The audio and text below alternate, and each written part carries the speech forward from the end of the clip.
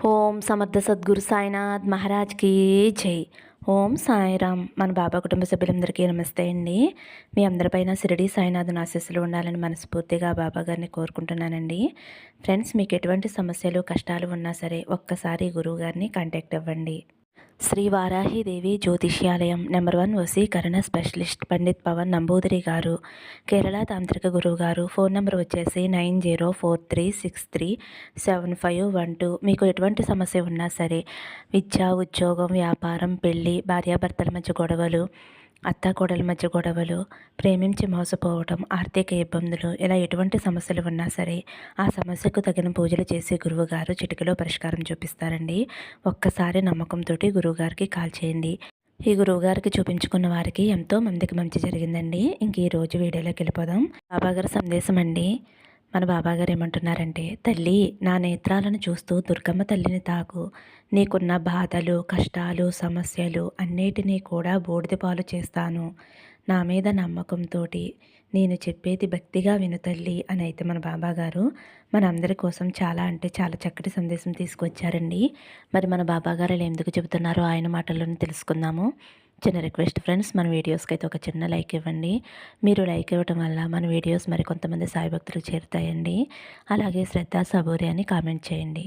మీరైతే బాబాగారు నేత్రాలు చూస్తూ దుర్గమ్మ తల్లిని తాకండి. ఇంకా మన బాబాగారు ఏమంటున్నారంటే, తల్లి, నేను చెప్పేటటువంటి మాట చివరిసారిగా ఒక్కసారి విను. నీకున్నటువంటి కష్టం, బాధ అంతా కూడా బూడిదలో కలిసిపోతుంది. కొత్త జీవితం నీకు మొదలయ్యేలా ఏర్పాటు చేయబోతున్నానమ్మా. నేను నీ ఇంట అడుగు పెట్టబోతున్నాను.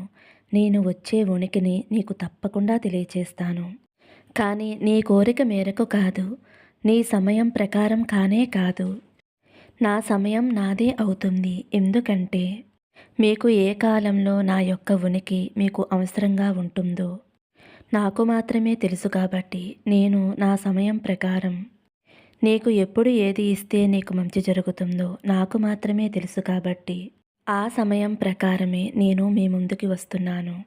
నిజమే తల్లి, మీరు చాలా రోజుల నుంచి ఎంతో కష్టపడుతున్నారు. అలాగే మీకు వచ్చినటువంటి ఆ సమస్య నుండి ఎలా బయటపడాలా అని ఎక్కువగా ఆలోచిస్తూ, ఎక్కువగా దుఃఖిస్తూ, కనీసం మనసుకి ప్రశాంతత లేకుండా రోదిస్తూ ఉంటున్నావు.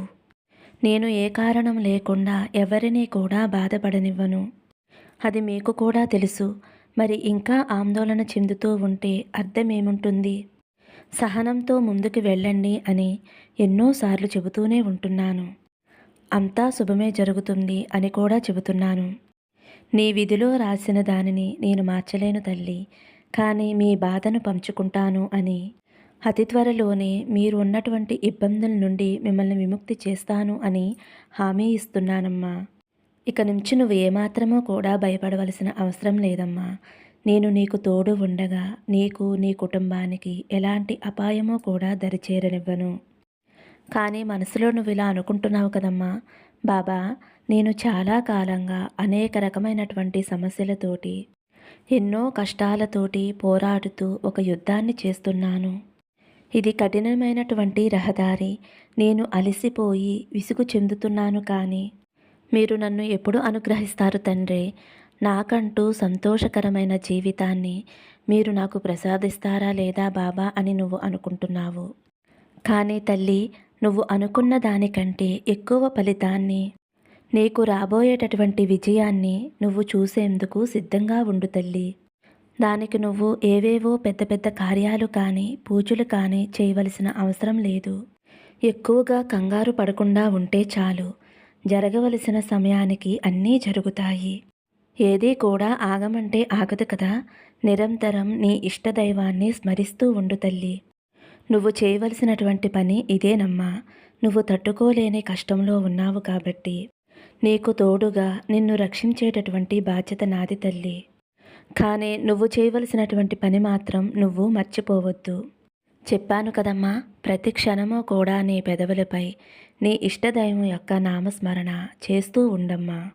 అది నీకు ఎల్లవేళలా శ్రీరామ రక్షలా ఉంటుంది. అలాగే నీకు వచ్చేటటువంటి కష్టాలను, ఆపదలను నీ నుండి దూరంగా తరిమి తరిమి కొడుతుంది. నువ్వు కూడా నా బిడ్డవే తల్లి. నీకు ఎలాంటి లోటు రాకుండా చూసుకుంటాను అని నీ తల్లిదండ్రులకి మాట ఇచ్చానమ్మా. నీకు దేనికి కూడా కొరత లేకుండా, నీకు వచ్చేటటువంటి ప్రతి కష్టము కూడా నా కష్టంగా భావించి, నేను నీకున్నటువంటి ప్రతి సమస్యకి కూడా అడ్డుగా నిలుస్తున్నాను తల్లి. కానీ నువ్వే గుర్తించటం లేదమ్మా. నీకుండేటటువంటి సమస్యలు కానీ, కష్టాలు కానీ చాలానే ఉండవచ్చు. కానీ నేను మాత్రం వాటి నుండి ఎలా ఎదుర్కోవాలి, వాటి నుంచి ఎలా తప్పించుకోవాలి అనే సూచనలు ఎప్పుడూ నీకు ఇస్తూనే ఉంటాను. కాబట్టి ప్రేమతో, సహనంతో స్పందిస్తూ, వాటి నుండి భయపడి పారిపోకుండా వాటిని ఏ విధంగా ఎదుర్కొని నీ యొక్క జీవితాన్ని శాశ్వతంగా ఉన్నత శిఖరంపై ఉంచుకుంటావో, లేదంటే ఆ కష్టాలను, సమస్యలను చూసి పారిపోతావో నువ్వే ఆలోచించుకో తల్లి. నీకు తండ్రిగా, గురువుగా నీకు కావలసిన ప్రతి ఒక్క మాటలను, అలాగే నీకు అవసరమైనటువంటి సందేశాలను పలు రకాలుగా నువ్వు వినేలాగా ఎన్నో సందేశాలను నీ ముందు ఉంచుతున్నాను. అలాగే ఎన్నో ధైర్యం కలిగించే మాటలను నువ్వు వినేలా నేను చేస్తున్నానమ్మా. అయినప్పటికీ కూడా విన్నంత మాత్రమే నీ మనసు తృప్తిగా ఉంటుంది కానీ, ఆ తరువాత మాత్రం మరలా నీ యొక్క దృష్టి, అలాగే నీ ఆలోచనలన్నీ కూడా నీ సమస్య పట్ల, నీ కోరిక పట్ల ఉంటున్నాయే కానీ అవి దృఢంగా తప్పకుండా నెరవేరుతాయి. నా సాయి తండ్రి నాకు అండగా ఉన్నారు. కాబట్టి ఆ కష్టాన్ని నేను మర్చిపోవాలి అనేటటువంటి ఆలోచన మాత్రం నీ బుర్రలోకి రావటం లేదు తల్లి. ఎప్పుడూ కూడా మనసా వాచా కర్మణ అంతా సాయి తండ్రి ఉన్నారు. అంతా ఆయనే చూసుకుంటారు. భారం ఆయన మీదే వేశాను. ఇక నాకెందుకు దిగులు అని నువ్వు ఎప్పుడైతే పరిపూర్ణంగా నమ్ముతావో, ఆ క్షణం నువ్వు ఎక్కడ ఉన్నా, ఎప్పుడు పిలిచినా నీ పక్కనే ఉంటానమ్మా. నీ సమస్యకి ఎదురుగా నిలబడతాను. గతంలో నువ్వు అడిగినటువంటి అన్నీ ఇచ్చాను. కానీ ఇప్పుడు నువ్వు నీ కోరిక తీర్చనందుకు నువ్వు దుఃఖంగా ఉంటున్నావు. కొన్నిటిని కర్మ ఫలితాల వలన అనుభవించక తప్పదు. అవి తీరిపోయిన మరుక్షణం నా యొక్క అనుగ్రహం నీకు పరిపూర్ణంగా లభిస్తుందమ్మా. అంతవరకు వేచి ఉండటం తప్ప మనం ఏమీ చేయలేం తల్లి. భగవంతుడికే తప్పలేనటువంటి ఆ కర్మ ఫలాలు మానవులమైన మనం తప్పించుకోవటానికి ఏమాత్రమూ కూడా ఆస్కారం లేదు తల్లి. వాటిని భరిస్తూ ప్రేమగా ఎదుర్కొంటూ ధైర్యంగా నిలబడాలే తప్ప మీరు చేసేది ఏదీ లేదమ్మా. నన్ను నమ్మండి. ఆ సమయం కోసం పరిపూర్ణంగా వేచి ఉండండి. వాటిని ఎదుర్కొనేటటువంటి శక్తిని, ధైర్యాన్ని ఇస్తాను. నీకు వచ్చినటువంటి కష్టాన్ని బూడిద పాలు చేసే సమయం వస్తుంది అని ఎదురుచూస్తూ ఉండు తల్లి. ఇది ఎప్పుడైతే నువ్వు నమ్ముతావో నీ ఆలోచనలన్నీ కూడా సమాప్తం అయిపోయి ప్రశాంతమైనటువంటి మంచి ఆలోచనలు కలిగేటటువంటి మంచి శక్తిని నేను నీకు ప్రసాదిస్తాను తల్లి. నేను మీ ఇంటికి వస్తున్నాను. తప్పకుండా నువ్వు నన్ను గమనిస్తావు తల్లి. నేను ఎల్లప్పుడూ కూడా నీ పక్కనే ఉంటాను. నీ కష్టాన్ని నా కష్టంగా మార్చుకుని నీకు తోడుగా నిలబడతాను తల్లి.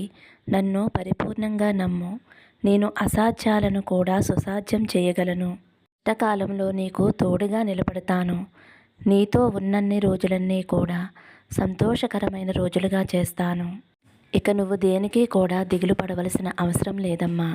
దుర్గమ్మ తల్లిని తాకావు కదమ్మా. ఈరోజు శుక్రవారం నేను చెప్పబోయే ఈ శక్తివంతమైన మంత్రాన్ని ఈరోజు రాత్రి 8 గంటలకి 11 సార్లు జపించు తల్లి. నీ మనసులో కోరిక అతి శీఘ్రంగా నెరవేరుతుంది. ఆ మంత్రం ఏమిటి అంటే, యాదేవి సర్వభూతేషు శక్తి రూపేణ సంస్థిత నమస్తస్సై నమస్తస్సై నమస్తస్సై నమో నమః. మరొక్కసారి చెబుతున్నాను తల్లి. యాదేవి సర్వభూతేషు శక్తి రూపేణ సంస్థిత నమస్తస్సై